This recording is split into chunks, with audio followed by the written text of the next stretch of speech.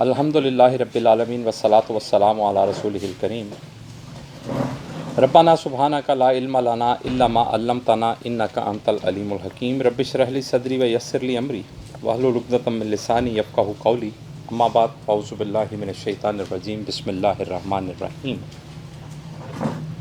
سورۃ الجاثیہ۔ الحمدللہ آج ہم قرآن پاک کی 45ویں سورہ شروع کریں گے۔ یہ سورہ بھی مکی سورہ ہے، 37 آیات ہیں، 4 رکوع ہیں۔ بنیادی باتیں جو میں بارہا عرض کر چکا مکی صورتوں کے اعتبار سے کہ مکی صورتوں کے جو موضوعات ہیں وہ بنیادی طور پر وعلیکم السلام ورحمۃ 3 ہی باتوں کے گرد گھومتے ہیں، وہ توحید، رسالت اور قیامت۔ اب ان کے پھر آگے سے پہلو ہیں کہ توحید کا تذکرہ دعوت کے اعتبار سے بھی ہوتا ہے، کائنات کا نظام چلانے کے اعتبار سے بھی ہوتا ہے، دلائل کے اعتبار سے بھی ہوتا ہے۔ رسالت جو ہے اس کے ساتھ جو جڑا پہلو ہے وہ اللہ کی طرف سے نازل کردہ کتاب ہے، جو نبی کریم صلی اللہ علیہ وآلہ وسلم کتاب لے کر آئے ہیں، اس کا تذکرہ ساتھ لازم ہے۔ تو قرآن کے اعتبار سے بھی جو گفتگو ہے وہ رسالت کے اعتبار سے ہے، رسالت کے اعتبار سے جو گفتگو ہے وہ قرآن کے اعتبار سے بات ہے۔ تیسرا موضوع جو مکی صورتوں کا ہے بنیادی، وہ ہے قیامت۔ قیامت کا موضوع بھی اس اعتبار سے سمجھنا ہے کہ حیات بعد از موت، یعنی دوبارہ زندہ کیا جانا۔ کیوں زندہ کیا جانا؟ اس کا مقصد ہے کہ حساب لیا جائے گا۔ تو یہ 3 بنیادی موضوعات مکی صورتوں کے رہتے ہیں۔ اس میں گفتگو کسی پہلو سے بھی غالب ہو، باتیں یہیں پر گھومیں گی، دلائل انہی کے اعتبار سے ہوں گے۔ ہاں، جو یہ گروپس ہیں جنہیں ہم منزلیں کہتے ہیں قرآن پاک کی، ان گروپس کی ترتیب بھی کچھ اس اعتبار سے ہوتی ہے کہ آغاز کسی بھی گروپ کا جو ہے وہ مکی صورتوں سے ہوتا ہے اور اختتام مدنی صورتوں پر ہوتا ہے۔ وہ ایک سے زیادہ بھی ہو سکتے ہیں، بہرحال آخری صورت کسی بھی گروپ کی مدنی، جہاں سے پھر مکی صورت شروع، مدنی کے بعد مکی صورت شروع ہو جائے تو اس کا مطلب ہے یہاں سے نیا گروپ، ایک نیا موضوع گفتگو کا شروع ہوتا ہے۔ ابھی ہم جو گروپ پڑھ رہے ہیں اس میں خاص اعتبار جو گفتگو ہے وہ یہ باتیں تینوں موضوعات ساتھ ساتھ چل رہے ہیں، لیکن جو پہلو غالب ہے وہ یہ ہے کہ اللہ نے تمہیں اس زمین پر اپنا نائب بنا کر بھیجا ہے تو تمہیں ایک بہترین کردار اپنا کر معاشرے میں خیر قائم کرنی ہے، اللہ کا دین قائم کرنا ہے، اور اس سمجھ کے ساتھ قائم کرنا ہے کہ اس معاملے کا قیامت کے روز حساب لیا جانا ہے۔ ایک دن ایسا آئے گا کہ جب تمہیں دوبارہ زندہ کر کے حساب لیا جائے گا اس بات کا کہ وہ جو ذمہ داری اس زندگی میں، اس دنیا میں تم پر اللہ کی طرف سے عائد ہوئی تھی، تم نے اس ذمہ داری کا حق ادا کیا تھا کہ نہیں کیا تھا۔ اب وہ ذمہ داری معاشرے میں ادا کیسے کرنی ہے اس کے اعتبار سے بھی تفصیلات ہم نے ان صورتوں میں پڑھے کہ کردار کیسے بہتر کرنا ہے، دوسروں کو دعوت کیسے دینی ہے، اور پھر اللہ کے دین کا معاشرے میں قیام کیسے کرنا ہے۔ یہ ساری باتیں پہلو بہ پہلو ہیں۔ مرکز ان کا کیا ہے کہ حساب ہونا ہے اس بات کا کہ تم پر جو ذمہ داری عائد ہوئی تھی وہ اب حساب جب ہونا ہے تو اس کے لیے مرنے کے بعد دوبارہ زندہ کیا جانا، سب یہ نقطہ سمجھنا ہے۔ اب ہم لوگ جو اس بات کو بھلائے بیٹھے ہیں کہ دوبارہ حساب ہونا ہے، تو اس کا مطلب ہے کہ پھر ہم جو ذمہ داری ہم پر عائد ہے ہم اس کا بھی حق ادا نہیں کر رہے ہیں، کیونکہ ہم تو اس بات کو ہی بھلائے بیٹھے ہیں کہ ہمارا ایک دن آنا ہے، احتساب ہونا ہے، ہم سے جواب طلبی ہونی ہے، تو ہم کیسے تیاری کر رہے ہیں اس چیز کی، ہم اس کو بھلائے بیٹھے ہیں۔ اس کو دوسرے پہلو سے بھی لیا جا سکتا ہے کہ وہ لوگ جو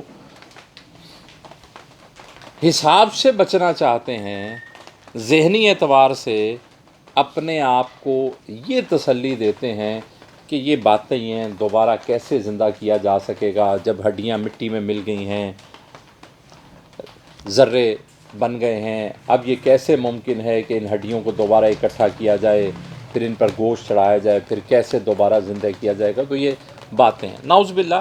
یہ عقائد، ان کے پیچھے نفسیاتی وجہ کیا ہوتی ہے کہ ہم حساب سے کتراتے ہیں، اپنے آپ کو تسلی دیتے ہیں کہ کوئی حساب نہیں ہونا۔ تو اللہ انہی صورتوں میں، چونکہ اس کا موضوع یہی ہے کہ حساب ہونا ہے، تو پھر اللہ باور کراتے ہیں، یہ احساس دلاتے ہیں، دلائل کے ساتھ سمجھاتے ہیں کہ تمہارے سامنے کھلی نشانیاں موجود ہیں کہ کئی چیزیں ایسی ہیں جو تمہارے سامنے مردہ حالت میں ہوتی ہیں اور پھر دوبارہ انہیں زندگی عطا ہوتی ہے۔ ہر طرف سے مایوسی آ چکی ہوتی ہے، جس کی سب سے بڑی مثال زمینوں ہی کی ہے کہ اکثر زمینیں ایسی بنجر اور ویران ہو جاتی ہیں بارش نہ ہونے کے سبب، پانی نہ ہونے کے سبب، کہ وہاں کے لوگ مایوس ہو جاتے ہیں کہ اس زمین میں کھیتی نہیں لگ سکتی۔ اللہ کی طرف سے رحمت آتی ہے، بارش ہوتی ہے، وہ زمین سیراب ہوتی ہے، دوبارہ فصل دینے لگتے۔ یہ ایسی موٹی نشانی ہے کہ جو ہر ایک کو آسانی سے سمجھ میں آ جانے والی ہے، اس کے باوجود لوگ نہیں سمجھتے۔ تو دراصل وعلیکم السلام، اس کی وجہ یہ ہے کہ وہ سمجھنا چاہتے نہیں، وہ اس حساب سے بچنے کے لیے آنکھیں بند کر لیتے ہیں۔ ہمارے بھی معاشرے میں سمجھانے کے لیے اکثر کہتے ہیں نا کہ بلی کو دیکھ کے اگر کبوتر آنکھیں بند کر لے تو وہ بلی اسے چھوڑ تو نہیں دے گی۔ آنکھیں بند کر لینا اس معاملے کا حل نہیں ہے، اس کا علاج نہیں ہے۔ کسی چیز کو نظر انداز کر دینا، بھلا دینا، یا اس کو نہ ماننا، میں نہیں مانتا، وہ اس چیز کے وجود سے انکاری تو نہیں ہو سکتے، وہ چیز تو بہرحال اپنی جگہ پر ہے۔ تو پھر اللہ فرماتے ہیں کہ جب قیامت کے روز دیکھیں گے تو پھر پچھتائیں گے، کہیں گے او ہو، یہ وہ چیز ہے جس کا ہم انکار کرتے ہیں۔ ابھی پچھلی سورہ کے اختتام پر بھی ہم نے یہ بات پڑھی کہ اللہ کریم الرحمٰن فرماتے ہیں کہ ان سے جب قیامت کے دن پیشی ہوگی، عذاب دیا جائے گا، تو کہا گا یہ ہے وہ عذاب جس کو تم نہیں مانتے تھے، تم کہتے تھے کوئی نہیں آنا، کوئی سزا نہیں ہونی، یہ دیکھ لو آ گیا ہے، حساب ہو۔ تو ان صورتوں کا جو غالب پہلو ہے، جو بنیادی موضوع ہے، وہ اس حساب کی بات کو باور کرانا ہے کہ ایک دن آنا ہے جب حساب ہونا ہے۔ ہم نے پچھلی سورہ میں اس اعتبار سے عقلی دلائل بھی پڑھے اور آفاقی دلائل بھی پڑھے۔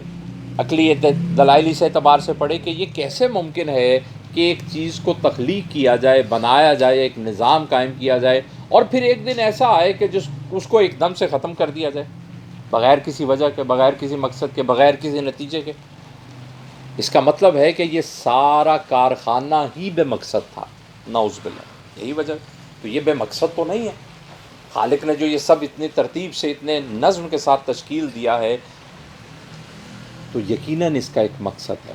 مقصد یہ ہے کہ اس دنیا میں اللہ تعالیٰ نے موقع دیا ہے، ذمہ داری عائد کی ہے کہ معاشرے کو اللہ کے قوانین سے بہترین حالت میں سنوارا جائے، اور جو نہیں سنواریں گے ان سے حساب لیا جائے گا۔ اس اعتبار سے پھر اللہ قوموں کو سرداری بھی عطا کرتے ہیں، سرداری عطا کرتے ہیں کہ یہ ہر انسان اللہ کا نائب ہے، لیکن انسانوں میں وہ معاشرے جو اللہ کی بات کو نافذ کرنے کے اہل ہوتے ہیں، وہ اس اعتبار سے محنت کرتے ہیں، کام کرتے ہیں، تو اللہ پھر انہیں باقی انسانوں پر، اس معاشرے کو، اس قوم کو فضیلت عطا کرتے ہیں، اس کو سرداری عطا کرتے ہیں کہ یہ وہ لوگ ہیں۔ رسول ان کی طرف آتے ہیں، اللہ کی طرف سے ہدایت ان کے لیے آتی ہے، رہنمائی کے علمبردار وہ لوگ ہوتے ہیں، لیکن اس کا مطلب یہ بھی نہیں کہ یہ علمبرداری، یہ ذمہ داری، یہ اللہ کی طرف سے عطا کردہ فضیلت بھی ابدی ہے، نہیں۔ اگر آپ اس فضیلت کو لے کر تکبر کا شکار ہو جائیں گے، خرابیوں میں پڑ جائیں گے، بگاڑ کا شکار ہو جائیں گے، تو اللہ جس نے یہ شرف عطا کیا ہے وہ یہ شرف واپس لے گا۔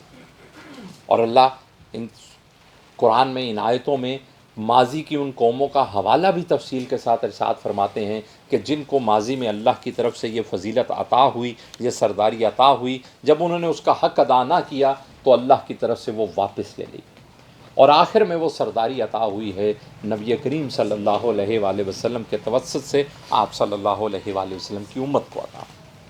اب اس امت کے لیے اس قرآن میں ماضی کی قوموں کے حوالے بھی ہیں، بار بار سمجھانے کے لیے بھی یہ بات بتائی گئی ہے کہ یہ وہ خرابیاں ہیں جن کا شکار ہو کر ماضی کی سردار قومیں بربادی کا شکار ہوئیں اور اپنے اس شرف کو گنوا بیٹھی۔ اب تم لوگوں نے ان خرابیوں سے بچنا ہے، اور یہ وہ طریقے ہیں، یہ وہ راستے ہیں جن پر چل کے تم اس ذمہ داری کو جو اللہ کی طرف سے عائد ہوئی ہے احسن طریقے کے ساتھ سر انجام دے سکتے ہو۔ یہ ساری رہنمائی، یہ ساری تنبیہات اس قرآن میں موجود ہیں۔ اللہ فرماتے ہیں اس کے بعد بھی جو نہیں سمجھتا، اس کا مطلب ہے وہ ان آیتوں سے بھی منہ موڑ رہا ہے، وہ ان سے سبق نہیں حاصل کر رہا، وہ سمجھنا نہیں چاہتا۔ اس کا مطلب ہے کہ اس کی نفسانی خواہشات، اس کے اندر کے وسوسے، اس کے اندر کی خرابیاں اس کو سیدھے راستے پر نہیں چلنے دیتے۔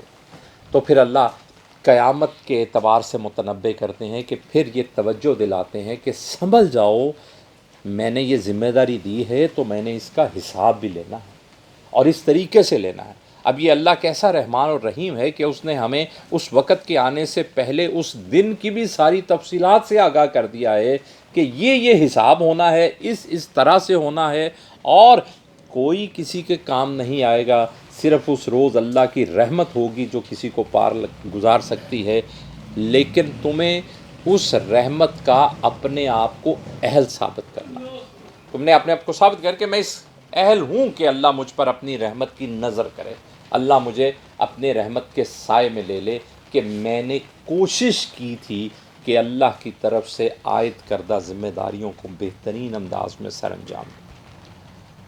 اللہ اس کا اجر عطا کریں گے یقیناً۔ اب یہ باتیں ساری سمجھانے کے لیے قرآن میں بارہا عرض کر چکا کہ 3 اعتبار سے دلائل بیان ہوتے ہیں۔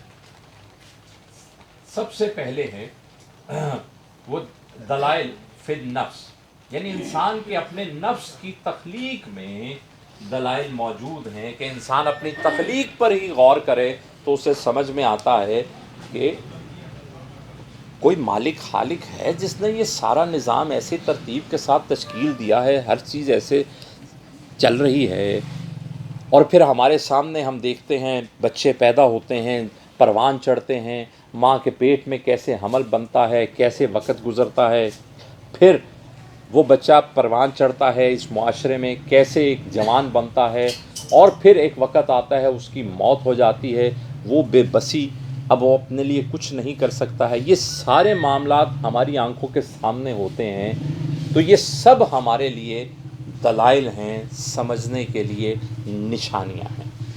دوسری بات، دوسری طرح کی نشانیاں، دوسری طرح کے دلائل جو ہیں وہ آفاقی ہیں۔ آفاقی دلائل کیا ہیں؟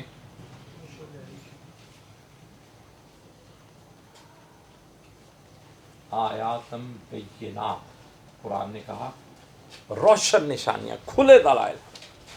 آفاقی باتیں کیا ہیں کہ اپنے نفس کے علاوہ اس کائنات میں موجود ہر چیز ہمیں دعوت دے رہی ہے کہ کوئی مالک، خالق، رازق، ایک واحد ہستی ایسی ہے جو یہ سب کچھ چلا رہی ہے۔ زمین، آسمان، ہوا، بارش، فصلیں، کھیت، پھل، ہمیں ملنے والا رزق، یہ سب چیزیں، سورج، چاند، ستارے، سمندر، دریا، پانی، ہوائیں، یہ سب نشانیاں ہر لمحہ مجھے اور آپ کو باور کراتی ہیں کہ کوئی ایک مالک، خالق، ایسا رازق ہے جو یہ سب بنا، جو یہ سب چلا رہا ہے، جس نے ہمیں یہ سب کچھ عطا کیا ہے۔ اور پھر یہ ساری آفاقی نشانیاں ایک اور پہلو بھی مجھے اور آپ کو سمجھاتی ہیں کہ اگر ہم ان سب کا مقصد دیکھیں تو ایک ہی سمجھ میں آتا ہے کہ وہ انسان کی خدمت پر مامور ہے۔ یہ سب کچھ تسخیر کر دیا گیا ہے انسان کے لیے۔ اسی لیے علماء جو ہیں انسان کو مخدوم کائنات بھی کہتے ہیں۔ مخدوم یہ خادم کا متضاد ہوتا ہے، خادم کہتے ہیں خدمت کرنے والے کو، اور مخدوم کہتے ہیں جس کی خدمت کی جائے۔ تو انسان مخدوم کائنات ہے، یعنی پوری کائنات انسان کی خدمت پر معمور، خدمت کس طرح؟ یہ ہوا چلتی ہے مجھے اور آپ کو فائدہ دے، یہ آکسیجن لیول ہمارے ہاں، ہم نے جب انسان نے یہ سائنس کے علم کے ساتھ جب یہ سارا کچھ سمجھنا شروع کیا کہ اس میں آکسیجن بھی ہے، ہائیڈروجن بھی ہے، کاربن ڈائی آکسائڈ بھی ہے، کاربن مونو آکسائڈ بھی ہے، یہ جو گیسوں کا ایک مجموعہ ہے جو ایک خاص اوزون لیئر کے اندر موجود ہے، آپ اس سے باہر چلے جائیں تو آپ کو یہ کوئی گیس نہیں ملے گی، اور ان ساری گیسوں کا مجموعہ اور ان میں جو تناسب موجود ہے کہ کس ریشو سے کون سی گیس موجود ہے، یہ سب انسان کے سانس لینے کے لیے ایک بیلنس تھا۔ ایسا کمال یہ کس نے کیا؟ یہ کسی انسان نے بنایا تھا؟ کوئی خالق ہے جس نے یہ سارا کچھ، یہ سب کس لیے تشکیل دیا؟ کہ یہ انسان یہاں زندہ رہے گا، چلے گا، پھرے گا، ہوائیں چلتی ہیں۔ یہ بھی موسم میں بارہا تذکرہ گندم کی کٹائی کا ہے، یہ اس گندم کی فصل کی پکائی کے لیے جو بارش، جو پانی، جو ہوا، جو دھوپ چاہیے وہ کوئی انسان فراہم کرتا ہے؟ دانہ بالی کے اندر وہ جو ایک دانہ لگایا ہے جس سے وہ سٹا نکلا، اس سٹے کے اندر کتنے دانے ہیں جو سینکڑوں کے اعتبار سے ہیں، وہ کیسے تشکیل پا گئے؟ کیا کسی انسان نے بیٹھ کے ان کی بنائی کی؟ کوئی انسان ہے جس نے وہ نیچے سے پانی میں کوئی نالی لگائی کہ جس سے وہ پانی اوپر تک پہنچے، اس کو غذا ملے؟ یہ نظام بنایا ہے کسی نے، کس لیے؟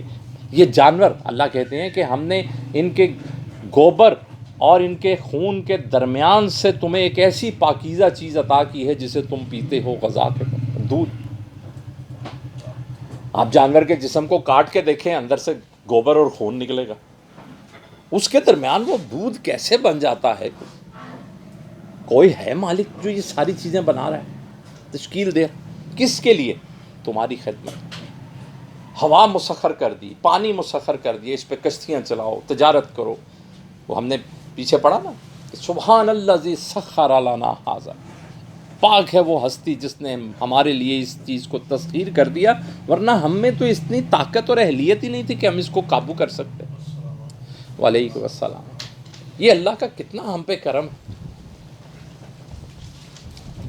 یہ آفاقی نشانیاں، اور تیسری طرح کی نشانیاں جو ہیں ان ساریوں کے بعد کہ اب بھی سمجھ نہ آئے تو ماضی کی اقوام کی تاریخ،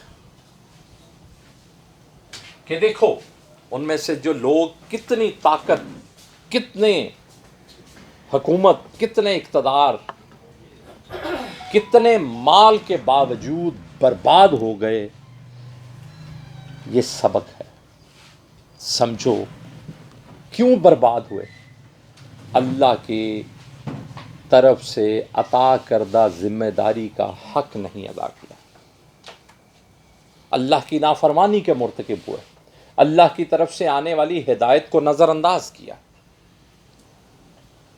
تو یہ کیسی ترتیب ہے کہ پہلے اللہ اپنی تخلیق پہ غور کرنے کی دعوت دیتا ہے، یہی دیکھ لو تم ہو کون، کہاں سے آئے ہو، کس نے پیدا کیا، اب اس کا شکر بھی ادا نہیں کرو گے۔ ارد گرد دیکھو، یہ سب کچھ تمہیں پروان چڑھانے کے لیے، سپورٹ کے لیے تمہارے لیے عطا ہو گیا، اللہ کا شکر نہیں ادا کرو گے اور پھر بھی نہیں سنبھلتے، پھر بھی نہیں سمجھتے، تو پھر اللہ پچھلی قوموں کا حوالہ دیتے ہیں کہ انہی کے حالات دیکھ لو کہ انہوں نے بھی ایسی ناشکری کی تو کیسے انجام سے دوچار ہوئے۔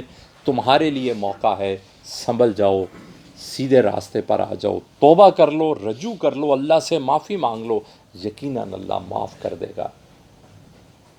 اور پھر وہ جو دن حساب کا ہونا ہے، اس دن تمہاری معافی ہو جائے گی۔ اگر ان چلتی سانسوں کے دوران معافی حاصل نہ کر سکے تو موت کے بعد پھر کوئی کام نہیں آ سکے گا۔ پھر اس دن جب حساب ہوگا تو سب پریشان ہوں گے، مجرم کہ کاش ایک موقع مل جائے، اب کے سنبھل کے زندگی گزاریں گے۔ اللہ فرماتے ہیں پھر واپسی ممکن نہیں ہوگی۔ تو اللہ ایسا غفور الرحیم ہے جس نے ہمیں یہ سب کچھ عطا کر دیا ہے، اب بھی سنبھل جائیں، اس پیغام کو سمجھ لیں، اس سے سبق حاصل کریں، اور اپنی زندگیوں پر اس کو نافذ کرنے کی کوشش کریں۔ اللہ کریم مجھے اور آپ کو اس کتاب کو، اس قرآن مجید کو پڑھنے، سمجھنے، اس پر عمل کرنے کی توفیق عطا فرمائیں۔ اللہ نے اسے جس خیر کے لیے، جس ہدایت کے لیے نازل فرمایا ہے، ہمیں وہ ہدایت عطا ہو، ہمیں وہ خیر عطا ہو۔ آج کا سبق جو پہلا